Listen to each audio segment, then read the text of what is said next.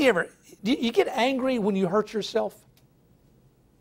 Do you? I hope you don't. I mean, it's just a lot about your character, what you do when you smash your finger with a hammer. You know, your next move does not do anything but reveal what has always been there. It just came out at that moment. Girls, you want to see what kind of guy you're going to marry? Be around him when he hurts himself real bad. Just be there. How does he react? Does he throw things, pick up a chair and chunk it across the room? Does he use bad language? How does he react in a moment like that? That reaction you just saw is in his heart 24 hours a day. It just took that to bring it out. Now, you don't forget that. Don't you forget that. And one of these days, that anger will be directed at you. And you pay attention to that. And you marry a man with a soft heart. And you marry a man that knows how to react when he smashes his finger with a hammer. It's not fun. Hurricane came through. I'm looking at half shingles, half plywood on my roof.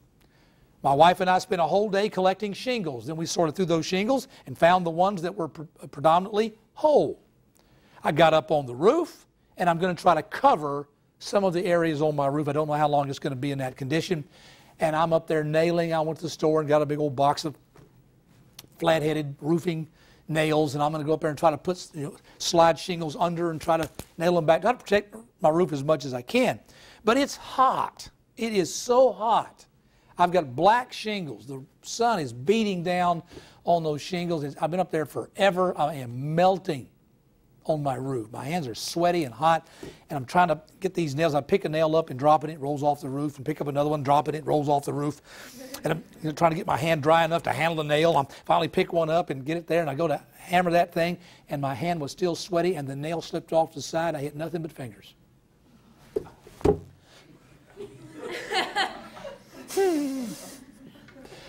It hurt so bad for just about 3 minutes.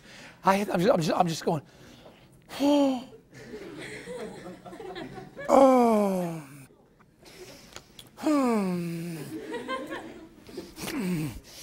Again, Connie's down to the bottom. You need another shingle? Not right now. Not right now. I busted 2 fingers. I mean, just smashed them both together at the same time.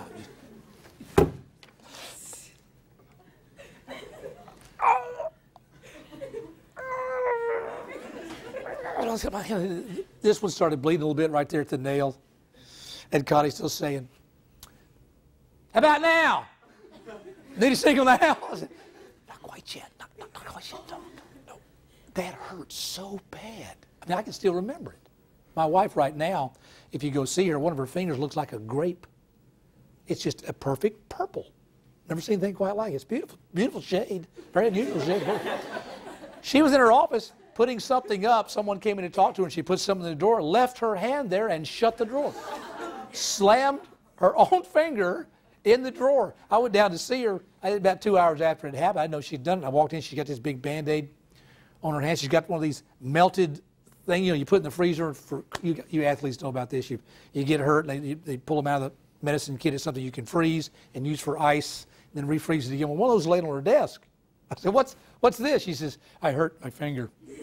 I looked at her finger. It was awful. It was red and bloody, and I thought, good night. What did you do? I shut it in the drawer. Door? No, drawer.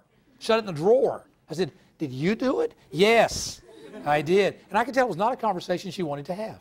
I said, are you all right? Sure, I'm fine. Does it look like I'm fine? I could just tell she was still irritated about the fact that she had slammed her own finger in the drawer. I mean, it's bad enough for that to happen, but to do it to yourself is humiliating.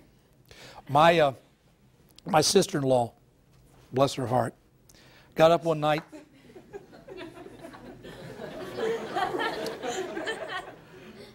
I know. And was leaving the bedroom, heading out to the bathroom. She had a nightmare or something, woke up kind of disoriented. But the door was half open. The door to the bedroom was just half open. And she, full stride, straddled that door. walked right into it. It caught her in the chin, the nose, and the forehead. Just wah! This is about a week before we get together for Christmas. I only see her just a few days a year at Christmas. And I walked up, said hi to my brother, walked up to her and said, well, my goodness, what happened to you? She's got this bruise up her chin. Her nose is weird looking. And she's got this perfect little, square right up her forehead. She hit that door full speed. My brother said it took him about an hour to get her nose to quit bleeding. She hit that thing and just smashed her nose off to one side. It was bleeding.